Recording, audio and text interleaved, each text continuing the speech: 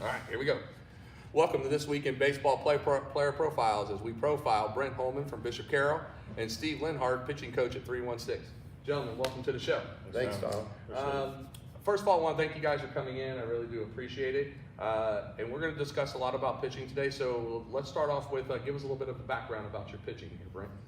Well, grew up in a baseball family and went to Wichita North. Out of North High, went that JUCO route. Went to Butler County for a couple of good years. Finished up at University of Northern Colorado. Got my degree out of it. Didn't get a day of pro ball out of it, but that would have been pretty sweet. Right. Didn't happen, but was fortunate enough to make myself a student of the game coming up, and been giving it back for a long time. Yes. This will be my 14th year at Bishop Carroll coaching there, but I've got 3 boys of my own and coached them all the way through, and just been deep involved with it, and been fortunate enough to be number 316 with Lenny too. Right. So yeah, we got the meeting of the minds, and we pick these guys apart, make sure they're doing things the right way. Right. So And Steve, your background? Well, I grew up in McAlester, Oklahoma. Didn't get many offers, actually. I got one junior college offer out of high school to Connor State, and I had 2 siblings that went to Oklahoma State, and I wanted to go watch football on Saturdays, and at the time, you didn't have to throw 90 plus to pitch D1. If you could pitch a little bit, you had a good off-speed pitch, so I ended up walking on, actually, and actually was there with John Farrell, Mike Henneman, a bunch of guys that pitched in the big leagues. And so the first year I knew I wasn't going to pitch, so I ended up actually quitting, and then was young enough to go back and play Legion ball the next year, and went and beat Norman 3-1 in the state tournament. And Holiday met me out when I was leaving the game, said, "Hey, you can come walk on again, I'd try out." So it took me a few years to get there, but I pitched a lot my last 2 years at Oklahoma State, and was lucky to get drafted by the Giants. I played 6 years in the minor leagues, and I coached 3 years in the minor league. And I was around a lot of good Les Moss that had the staff in Houston with Doug Scott, Dave Scott, and Nolan Ryan, and a couple other guys. So I was around a lot of good professional guys. Yeah. And then, I just try to continue to keep picking. I pick up things from Brent all the time. He's a baseball family guy. Right. My mom and dad were bakers. They owned a bakery. So, I learned things about baseball from Brent and his brother and his family that you just continue to learn all the time. Shit, I've learned stuff from you, Tonto. So Yes. you can always Oh, learn. I agree, though. It's always I'm always, process. Real quick, I know we're ready to run that father-son camp, which I think is a great thing. I've had people ask me, well, do you think we should go to it? I said, dude, I'm going to go to it just so I can hear a Steve Lienhard, a Brent Holman, a Paul Zaniborski talk. Because I want to listen to something that they say and learn. What's kind of cool about that, the father-son camp, is, me and Lenny, Paul, all had sons that came up playing, and we've learned from coaching our boys the right and wrong way to do it. I know when my oldest was pretty young and he was my first one coming through, hell, I probably wanted to be what he did, and I pushed a little bit, and then I found out, the less I say to him, the better he does. Yep. So I backed way off, and I watched him just blossom after that, and I learned, the 2 younger ones coming up now, hey, let's just have a good time, and you'll figure it out, but You're always there to help. yeah. Always there to help. I heard that saying where, but you can't hurt my feelings. My dad used to drive me home from his games. Yeah. You don't want to Yeah. ever get. So speaking on the pitching side of things, what both of you guys, to me, are 2 of the best, if not the best, in this area for pitching. That's my personal opinion. Do you guys have pretty much the same philosophy on pitching, or is yours a little different? I mean, what do you have? I feel like we really have a good relationship as far as what we believe in. Right. And same page with mechanics and what these guys need to do, their mentality going in. Right.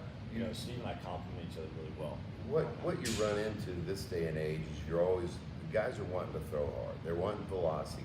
I want to throw hard, velocity, velocity, velocity. But before you throw hard, you've got to understand you've got to control that action to the plate. And that's why I think a lot of our young high school guys right now, they're trying to throw hard, but the direction and understanding the good base to get to allows you a good finish, good follow through, which allows for the velocity. Right. So There's some checkpoints that need to be met, and we break it down pretty good for them. Little things as far as making sure your eyes are on your target. You'd be surprised how many kids throw and their head goes flying off and their body goes flying off. It's just, you got to be the athlete that's under control. And if they do that, they're probably going to beat the kid that's not in control. Right. Okay. So that leads me to the mental part of the game. You guys mentioned that, especially pitcher. How big is that to you guys, the mental part of the game? It's almost bigger than the mechanical side of it. As far as, your most important pitch is the next one. I don't care what happened on the last pitch, good or bad. You've got to be looking at what's in front of me right now, because you never want to let the failure of your last pitch affect the success of your next pitch. Right. So you've got to have that short memory. You got to be able to clear it out and move forward all the time. that was the big thing at Oklahoma State that I learned about was, I can remember my first couple of years, I was a big breaking ball guy. I didn't throw real hard, and I was a big guy. And I had Pete Incaviglia and Scotty Wade that played in the Boston organization. Doug DeCenzo played with the Cubs. Gary Green, and Gary Green couldn't hit a curveball. So he'd get up there, and I'd throw him 3 curveballs in a row and strike him out. And I had guys yelling at me from the dugout, throw a fastball, blah, blah, blah. And you start understanding that, hey, I got a mentality and I've got something I'm protecting on the mound. And I've got to make sure that my job is to get you out, whether I'm throwing, change up, curveball, however that is, I'm going to try to get you out. One of the things that we're trying to teach the young guys is we're getting them into more of their base to throw and feel their release point early in the winter. Right. So to get them to try to understand your action has to come out front. And I think when you're focused mentally, it allows you to get to that base a lot easier. We get it, when you're young and growing, the guys that are really kind of smarter, analytical, they slow down a little bit and take their time. But where's that pushing him a little bit to get more out of him? So, and some of those guys, they're always pushing hard. How do you rein him back to get him under control so he can get his release point out front? A lot of things I see, especially in the youth sides, kids get frustrated so easily. Yeah. I see them get frustrated, and then no one really tries to teach them when they're younger, because then it just leads on when they get older. And We've got a good routine set up to where, it's a stair-step process when they start playing catch, and we work them down till they get to the pre-fire power stage, and then we'll go through, an off-speed series, and then they get into their flat work, and that flat work creates a consistent, repeatable delivery that they have to have every time. That's the biggest struggle I see with kids, is they really have a hard time repeating their delivery. Right. And if they can do that, then they can focus on competing, as opposed to focusing on, oh my gosh, I got to really struggle to make sure I meet some checkpoints here before I let the ball fly. And they need to get themselves in that position where they don't have to quite think about it so much. So we break it down with a lot of throwing drills and stuff right now, early before Christmas. After the holidays, we'll start getting a lot more bullpens and stuff like that. But right now is a lot of drill work, and a lot of them are like rolling their eyes at us going, why can't, we're ready to get up on the mound. Well, no, you're not. It's understanding the consistency that it takes physically to allow your mind to work. Because a lot of these guys don't pay attention to detail. And what I try to tell them a lot of time, pay attention to where the ball goes. Once you see where the ball goes, it's there for a reason. Now make the adjustments physically, and now get back into it mentally to hone in. And the drills that we're working on them with is, it's all to create the muscle memory to where that they don't have to think about it so much when springtime comes and they're out there competing for a job. And that leads me into like arm care afterwards. You know, a lot of people don't realize, and I know you guys do, a lot of these kids throw a lot during the season, and then they gotta go play a position. And then they come back the next day and they gotta go through a full practice. Now, when I coached at Andale, I always gave my pitchers off the next day. They can come to shorts, they did drills, they did, you know, arm care drills and stuff like that. How do you guys feel about that, especially in our high school at Kansas? I'm dealing with guys right now that play, you know, summer ball, and then they play. I had a guy that pitched 30. He said he pitched almost 30 innings in the fall, and he was going into a program to start throwing already. And I was like, you know, you need to take a little bit of time off, even if it's a couple weeks. Right. Take a couple weeks of downtime, give your body and arm a chance to build back up. Keep lifting, strengthen your body. But it's amazing the amount of long toss that, you know, college, D1, professional guys throw. I do a lot of private instruction over at Wichita Sports Forum. And every day, 5 days a week, Evan Marshall's there. He's a big league guy with the White Sox now, played at K-State for 4 years. He's there every 5 days throwing long toss. And that's the type of thing is trying to get our guys to understand that arm care is not just icing, resting, it's preparing yourself to, you know, go to battle for, you know, 30 games, 20 games, whatever it is in high school, and then you go into 50, 60 games in the summer. I mean, that's a long haul, and you got to be prepared for that. Now, during the season, it's all about building it back up to your next outing. So if, say, Lenny pitched today for a significant 80, 90 pitches, something like that, tomorrow, he's going to go break a sweat. Right. He's going to go run and sweat it out as much as possible, and then probably get a good overall body stretch in and try to play some catch. You know, you got to listen to your arm. It's going to let you know, but it's all about building up to that next start. So the care that needs to happen after you throw is paramount, and you don't necessarily need to ice every time. If you're sore, yeah, sure, ice. But if it's not, let's just go sweat and get some blood flowing to it and stuff like that. So once they get it sweated out, and then start building back up to your next start, and you know, you get a little touch and feel bullpen a couple of days before you're due to pitch again, and that locks and loads the arm, and you're ready to go. Right. So So what age would you guys suggest kids? We always want to develop POs, and we need to get that mindset for some of them to understand, hey, you're going to go to the next level, it is going to be the pitch. What age do you think that happens? I think it happens kind of naturally on its own. You know, it depends on if they can hit. I think it's usually different. it rears its ugly head early in high school. If a kid can't hit, I mean, he's going to have to pitch, because if you want to play position, you're going to have to hit. Well, where I've run into a problem with in the summer sometime is you got that kid from a small school and he's their shortstop, and we all know the next level he's not, so he's got to continue to hit. I don't want to say force it on him, but do you guys suggest that conversation's got to be happening at an earlier age with those type of kids, or what do you think? I like for them to play, you know, as much as they can. You know, you don't want to typecast a guy early that you're a PO, but usually, I mean, that'll happen by the time they go to college anyway.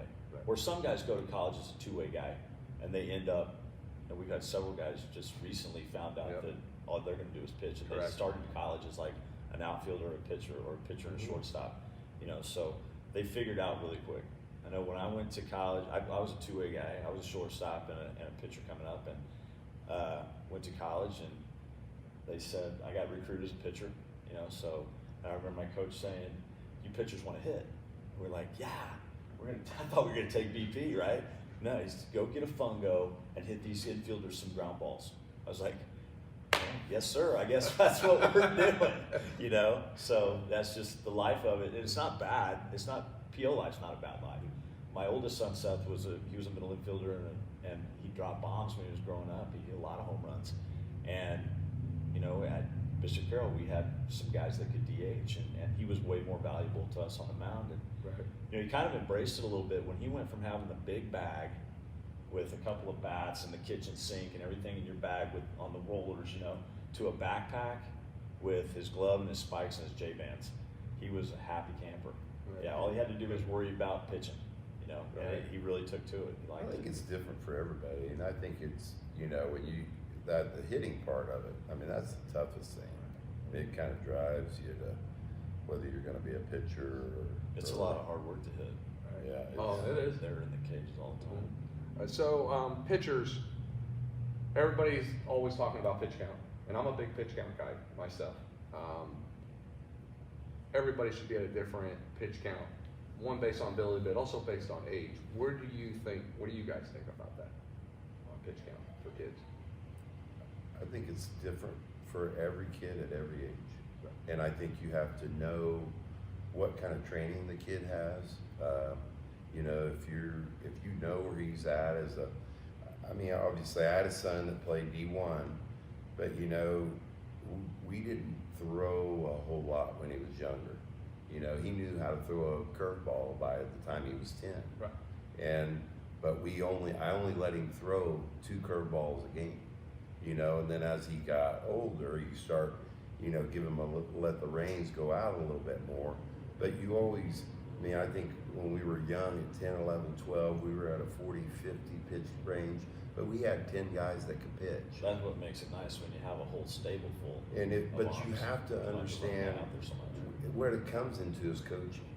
Because if you're a coach that you don't understand development and you're more there for wins, then you're gonna overpitch your best guys. And that's at every age.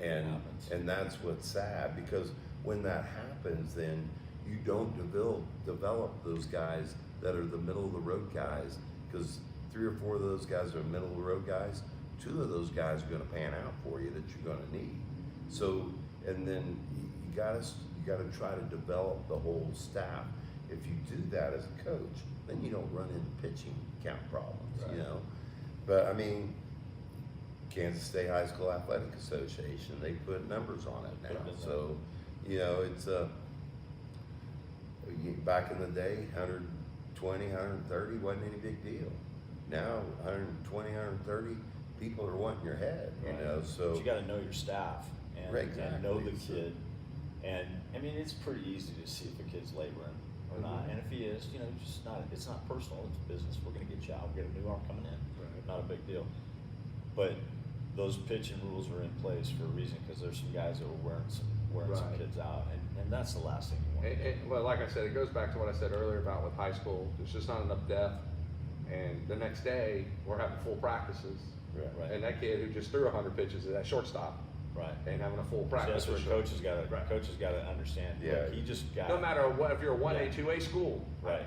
I agree with you 100%. I don't care. You know what? You're off today. Right. We got to figure out another Right. game plan because you Right. can't do this. You got a whole different, Yes. workout that you need to take care of Mhm. today, so we gotta build it back up to the next one. We gotta sweat this one Right. out. So each of you probably have the same drills that you give the pitchers.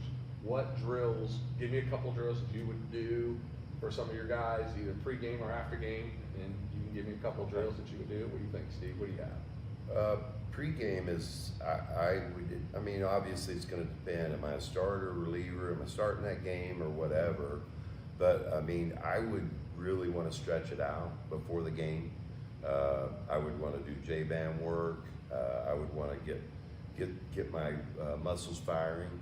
So I would wanna do a little sprint work, a little leg work, get my body moving before I ever start with the ball in my hand. And then, you know, we have a drill sequence that we go through playing catch, but, you know, good long toss situation.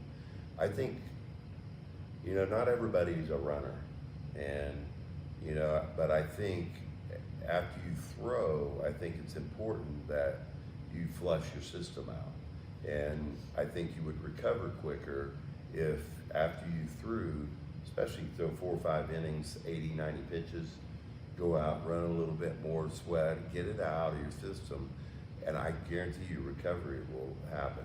But you get out in the summer, guys go, you know, 80, 90 pitches the next game, like you say, to first base, you know, it's a kind of a really touchy, how do you run this program for the summer situation. So, but I mean, getting yourself warm is totally important before, and I like I like to stretch it out and get loose before. Steve? Having that good, you know, we always say you warm up to throw, you don't throw to warm up. So you gotta get your body moving first, and having that business-like approach when you get to the ballpark. The pitchers should get there at least an hour early, if not an hour and a half. Right. Because you got a lot of stuff that you got to take care of, really, before you ever pick up a baseball. I know Pelfrey was talking about at Wichita State. They got 30, 45 minutes of arm care that they do every day before they ever pick up the ball. And then So- pre and post, Right. Yeah. both, So, but, you know, when it comes to your workout prior to getting up on the mound, I always tell kids, you don't make your first fastball off the mound. You always play catch with a fastball. So you can't make your first two-seam fastball off the mound, you can't make your first changeup off the mound, and you can't make your first breaking ball off the mound. We go through a series, I call it the off-speed series, where you're gonna play catch with your two-seam fastball and let the guy know, you know, you're gonna try to get some arm side run on it. You're gonna play catch with your changeup. You're gonna back it up and play catch with your changeup out of a crow hop. Come back in, you're gonna spin some breaking balls to each other. And it's all geared for making sure that you're throwing with tilt, everything on the downhill. We always say chin and below. Nobody catches a baseball up here, especially if you want to pitch. We gotta throw with tilt. So, little breaking ball catch, and we'll feel ourselves goosing the breaking ball a little bit, out of a backside load, and kind of getting the spin rate up a little bit, kind of throwing hard. And, you know, it creates tight spin, sharper late break, it's a better pitch. So that off-speed series, the work they need to take care of before getting on the mound, and even before that, after the off-speed series, we'll go through a set of flat work, flat work is like, you know, if you get to a high-end college game or high school game or pro game or something like that, you'll see pitchers out in the outfield squatting for each other. They're doing their flat work, which is basically like the mini bullpen that you can get every single day. You can't get up on the mound every day, your arm would fall off, but you can do your flat work every day. And you don't necessarily have to do it after you throw, the day after you throw, but building back up to that next start, you want to start work and never get up on a mound until you've done some flat work too. Right. So it's like that mini bullpen. So we'll do, you know, some controlled sets of 3 or 4 or 5, arm side fastballs, glove side fastballs, change-ups, breaking balls out of the flat work, and you're just kind of honing your craft before you ever get up on the mound and try to throw one. And it shows easily when a guy gets up on the mound and he can spot his fastball. It's good. And then the first changeup is 8 feet high. First breaking ball is 50-footer. You know, I'm like, did you even play catch with it before you got up? It's Right. easy to see when a guy has got his work done prior to getting up on the mound and a guy who hasn't. And I always say, your success on the mound is gonna come from the stuff you do prior to towing up that rubber out in the outfield with the long toss or the run or the J-bands or your off-speed series or your flat work. That stuff has to get done. Right. And it's a business-like approach. It's a professional routine, and that's what we're trying to show these guys. And if they do it, they just put themselves in a position to be successful. They give themselves a fight chance.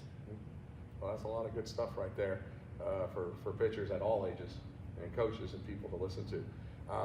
Changing it real quick, you guys brought up your kids playing college ball, and I know you got one in college now, another one getting ready to come through.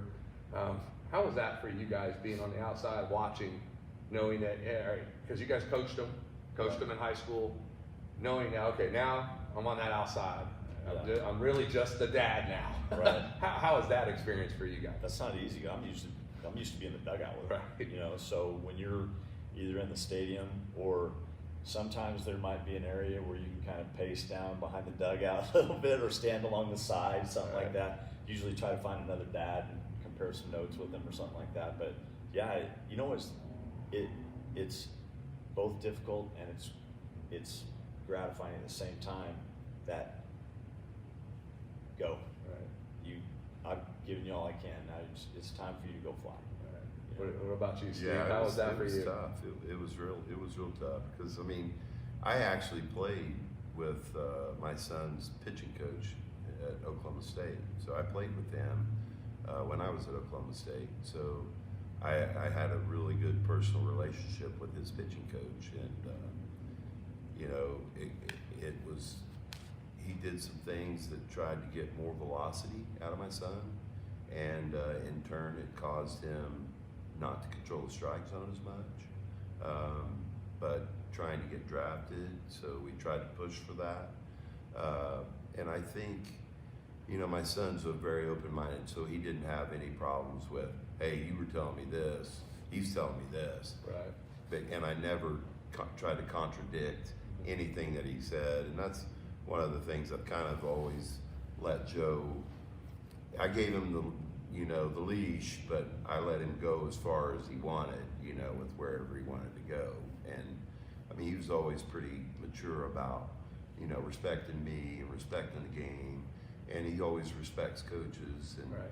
but I mean, you know, watching him and not being able to yell something out to him to help him, you know, don't make want an to be that adjustment. dad in the stadium. Because I mean, when he was pitching, I could yell a couple of words to him, and the next pitch he'd make the adjustment. Right. And you know, that was what was real frustrating at times. I could see him where I could just say, "Hey, slow down," you know, and he'd have slowed down. But you That's know, funny. I always gave the whoop, the little whistle, Yeah. just Yeah. one of those. And I could tell you when my son plays, you know, he doesn't pitch, so like I can see him hitting, and if I see him do something wrong, I try my hardest not to go next to the on deck circle, Right. be able to say something Yeah. to Yeah, him. you don't Like wanna you'll be that see guy. him look at me or something like that. Hey, Right. what? Because then I can tell him, your elbow or this.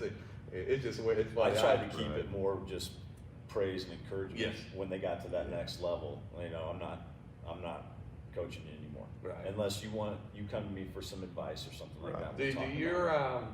I know you guys see your kids play all the time, and so do I. Like my sons, when they played in college, and my one that's in college now, like after every game, because he's a position player, he'll call me even after a practice. Sure.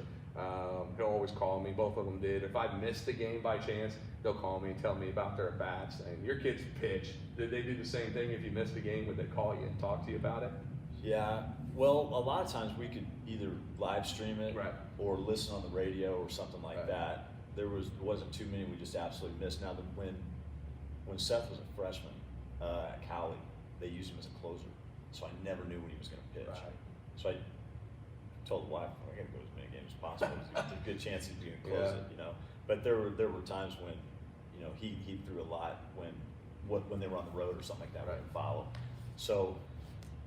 Yeah, you know, he's always really good about giving me the line, or you know, and with computers and stuff like that now. I mean, you know all the stats immediately after the game's over, so you know what's going on. So it's a double-edged sword. You hate missing it, but you know you get caught up pretty quick. You know. Steve? I'd text Joe if he was starting, if I knew he was starting. Mm-hmm. I mean, I would text him just words of encouragement. Hey, slow down, one pitch at a time. Right. You know, just positive thoughts. Go to the next pitch. You know, you can only control what you can control. That kind of stuff. And I mean, afterwards, you know, he would text. Or call. Maybe not that night or the next day, but yeah, we were always in constant contact about.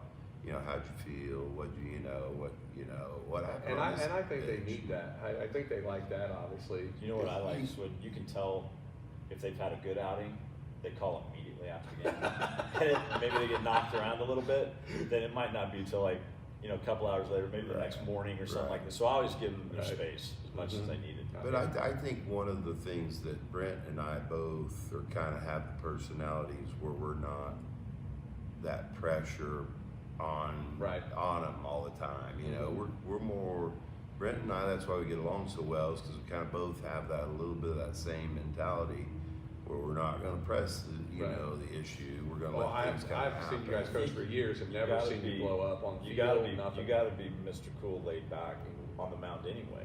Right. And Steve and I played enough coming up to understand that, you know, if you lose your cool, you're done. Right. You are absolutely done. So you got to be stoic on the mound. You can't. I always tell kids you got one emotion that you can show when you're on the mound, and it's this one. All right. That's it. Maybe when you're coming off the field after the last out. All right. Yeah, That's the only one you get. You know, you don't want to show up another player or a coach or an umpire or anything like that. You can't ever go palms up to an umpire. He's going to hate you, you know, or he won't hate you. He'll just hate your guts. Right. So yeah, you don't. Squeeze there's the some zone a things little you bit don't more. do. Right. You absolutely don't do on the field. So, you know, we try to get the mentality of it ingrained in these guys, and then they become a little bit more professional. So speaking of high school stuff with you guys, Carroll, Caven, Holy War. It's always a good one. Okay, so building up to that game, obviously I think when you guys get your schedule set before the season starts, I'm pretty sure you guys circle Carroll circles Caven because you know it's going to be a good game. How was that for you, you being the head coach and you being the pitching coach? How was that drama built up for you guys as coaches going against each other? I don't think it's so much so big for us as it is the players. Right. We try. I know we try to calm them down a little I because try they to get too down. hyped up. Mhm. If you get too hyped up early, you know you're gonna have I that crash. actually So, would have a talk before the start of the season about that situation because I don't want to play harder against Carroll and not play as hard against North or somebody like that because we weren't good enough to just take somebody else for granted and try to build up to get ready to play for against Carroll. Right. So, I mean, and that's my deal is I go out every time. I want to play. I want to win the game. Mhm. I'm going out every game to play the same way.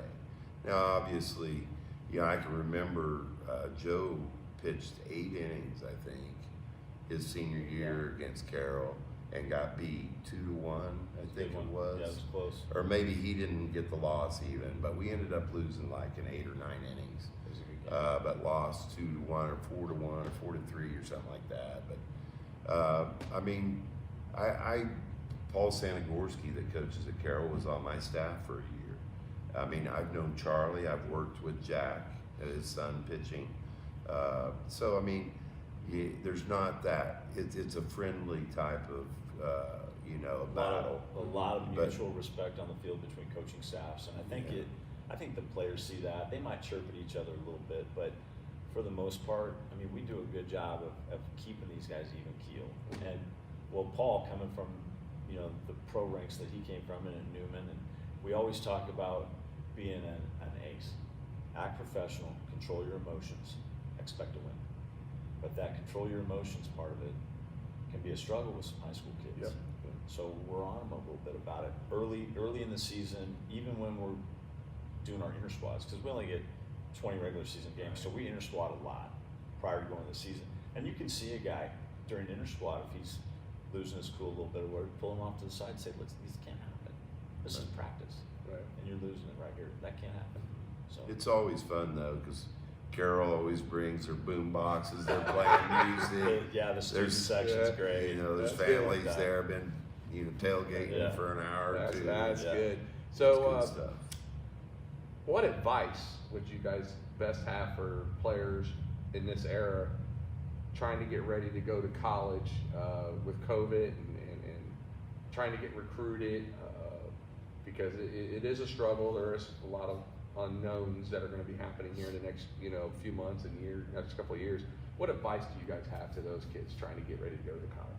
I think they need to take care of what they can take care of. I mean, there's a lot of stuff outside of baseball that's screwing baseball up right now. But number one, they've got to make themselves the most capable athlete they can. They've got to get in the weight room, and they've got to live smart and live the right way, and make themselves faster. Just make themselves more marketable. It's a hard game to play, the hardest game of all to play, except maybe hockey. I don't know how anybody plays hockey, but knowing that it's such a difficult game to play, it's a little bit easier if you're in really good shape. Right. Now, like the year that the Royals won the World Series back in 15, they traded for Ben Zobrist.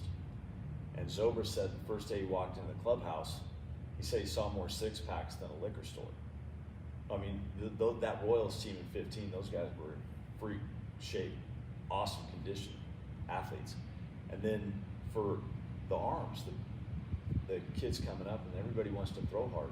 Like Steve said, you have to have a good long toss program.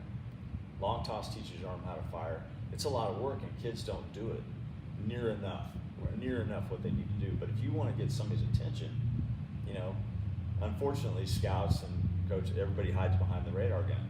And if the kid's, 90 plus, he's going to get looked at. And the best way to do that is to just make sure you're in really good shape. Put the right gas in your tank. Make sure you're eating the right foods and stuff, and play that long toss, especially for pitchers. You've got to get out and teach your arm how to fire. I think understanding of where you belong is kind of part of it. You know, what level do I fit in at? And also is, I say have a plan, which is all the workouts and putting yourself into that position. But I tell my guys, I say, reach out, you know, email coaches, call coaches, you know, show them that you're interested. A lot show of them don't that have time. You want You know. to be, you know, part of their program. And I think what happens is a lot of these kids have a hard time of understanding where they fit, what level they fit in at. Because we don't have a lot of definitely D1 pitching arms right now in the Wichita area. Right. And I think we have some group that wants to be D1, but they may have to take the junior college route or somewhere like that. Well, junior college right now, they're gonna wait. They're gonna have to wait for a while to see what all pans out with all the D1 situations. So, I mean, it's gonna be a situation right now where there's gonna be a lot of waiting, but they're gonna have to contact and reach out to anybody and everyone they can. Right. Because it might be outside of Kansas. And it might not be a junior college situation, it might be a D2 or an NAI situation. If they want to go play, It depends. there's a home That's for them the thing. somewhere.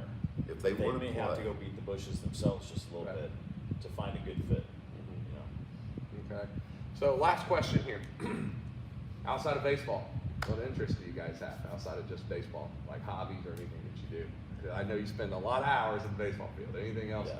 Yeah. Well, outside of it, a lot of time with the wife and kids, and we got to get our fishing in and our hunting in. And making pies. Yeah, I'm the pie maker around the holidays. I do that. I got my grandma's pie crust recipe, and yeah, just anything around home. I mean, I love being home.